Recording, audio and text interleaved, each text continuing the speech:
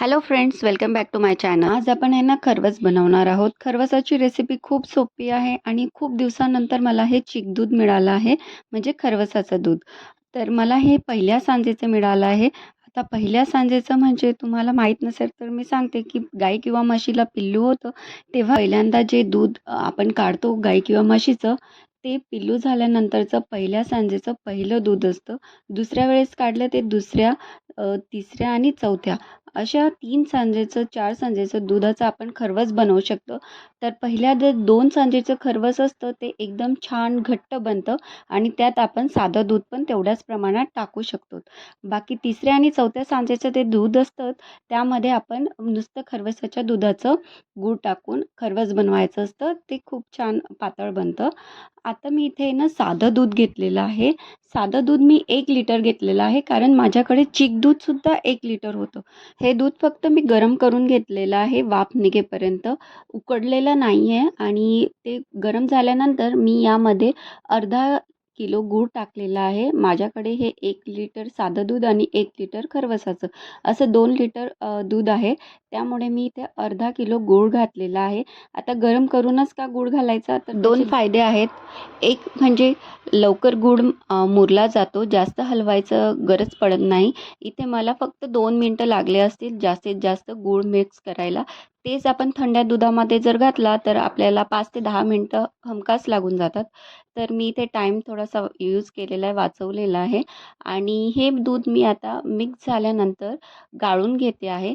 तर गाळून घेतल्यानंतर आपल्याला तिच्यातला दगड, काठ्या आणि गुळामध्ये असतात त्या थोडंसं पोत्याचे जे धागे असतात ते सुद्धा यामध्ये निघून जातात. तर अशा प्रकारे ही घाण निघून गेलेली आहे. आता दूध गरम करायचा दुसरा फायदा म्हणजे आपण जसं ढोकळ्याचं बॅटर बनवतो, इनो टाकतो आणि ती लगेच रिॲक्शन व्हायला लागते आणि आपण लगेच त्या स्टीमरमध्ये जे आधी स्टीम करायला ठेवलेलं असतं पाणी, त्यामध्ये ठेवून देतो आणि ती लगेच रिॲक्शन होते. हाय फ्लेमवर आपण ठेवतात आणि लवकर मस्त व्यवस्थित जाळी तयार होते. त्याचसाठी आपण इथे जे खरवसाचं दूध आहे त्याचं टेम्परेचर इन्क्रीज केलेलं आहे, ज्यामुळे आपली जाडी जी आहे ती व्यवस्थित तयार होईल. आणि त्याचसाठी आपण आहे ना एक पातेलं घेऊया. जो सेटअप आहे तो पूर्ण झाकला जाईल, आपला पूर्ण कव्हर होईल, वाफ बाहेर जाणार नाही असं तुम्ही पातेलं घ्यायचं आहे. गॅसची फ्लेम हाय ठेवायची आहे आणि त्यामध्ये आपलं पातेलं अर्धं पाणी येईल किंवा जे आपलं खरवसाचं दुधाचं पातेलं आहे त्याचं बोलते मी. त्याची अर्धं पातेलं पाणी येईल किंवा थोडंसं खाली राहील, तेवढं आपल्याला यात पाणी टाकायचं आहे. उकळायला ठेवून द्यायचं आहे. ते पाणी उकळतं तिथपर्यंत आपण ने खरवसाचं दूध आणि आपलं साधं दूध एकत्र केलेलं आहे आणि यामध्ये आपण टाकली आहे इलायची पावडर 1 चम्मच छोटासा. आपला जो चहापत्ती घेतो तो चम्मच टाकायचा आहे आणि थोडंसं जायफळाची पावडर टाकलेली आहे आपण इथे आणि ते व्यवस्थित मिक्स करून घेतलेलं आहे. आता इथे जे पाणी आहे ते उकडायला लागलं आहे. आता त्यात हळूवारपणे आपलं जे खरवसाचं दुधाचं पातेलं आहे ते आपण व्यवस्थित ठेवूया आणि ठेवून झाल्यावर त्याला सुद्धा आपल्याला कव्हर करायचं आहे. त्यात सुद्धा पाणी जाऊ द्यायचं नाही आहे ते स्टीमचं. तर आपण पूर्ण झाकलं जाईल असं एक झाकण ठेवून देऊया. हवं तर ते झाकण मी इथं उलटं ठेवलेलं आहे. मला वाटलं की ते पाणी जाईल म्हणून. तर मी इथे अशा प्रकारे झाकण ठेवलं आणि माझ्याकडे एक मोठं ताट नव्हतं की पूर्ण सेटअप माझं झाकलं जाईल. तर मी एक असं भांडं घेतलेलं आहे आणि ते उलटं ठेवलेलं आहे, त्यामुळे अजिबात वाफ बाहेर जात नव्हती.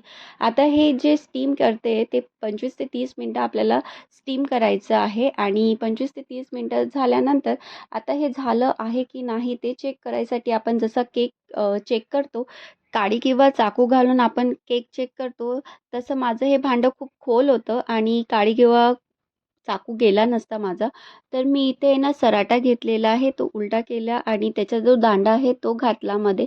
आतपर्यंत घुसवला त्याला आणि वरती काढल्यानंतर अजिबात त्याला चिटकून आलेलं नाही आहे. तर आपलं हे खरवस आता रेडी झालेलं आहे. याला आपण बाहेर काढूया आणि बाहेर काढल्यानंतर आपण याला 3 ते 4 तास आपण याला थंड करायला ठेवून देऊया. कारण गरम खरवस असं फारसं चांगलं लागत नाही. ते थंडगार छान चिल्ड जे खरवस असतं ते खूप छान लागतं. तर जाळीने मी इथे 3 ते 4 तासांसाठी झाकून ठेवते आहे. की यामध्ये धूळ वगैरे किंवा कोणतं माशी वगैरे जाणार नाही. त्यासाठी मी याला अशा प्रकारे झाकून ठेवलेलं आहे. स्टीलची झाकणी होती ही. आता हे जे 3 ते 4 तासानंतर कूल झालेलं आहे. आता आपण फ्रीजमध्ये अजून थंड व्हायला ठेवून देऊया. आता 1 ते 2 तासांसाठी मी इथे याला फ्रीजमध्ये ठेवलेलं आहे. आता 1 ते 2 तास झाले आणि हे खरवस काढून बघायचं. याचे लागलं तर तुम्हाला याचे कॉर्नर्स आहे त्या काढून आपण एका प्लेटमध्ये याला उलटं करून केकसारखं सुद्धा काढू शकतो. पूर्ण निघतं हे अजिबात राहत नाही.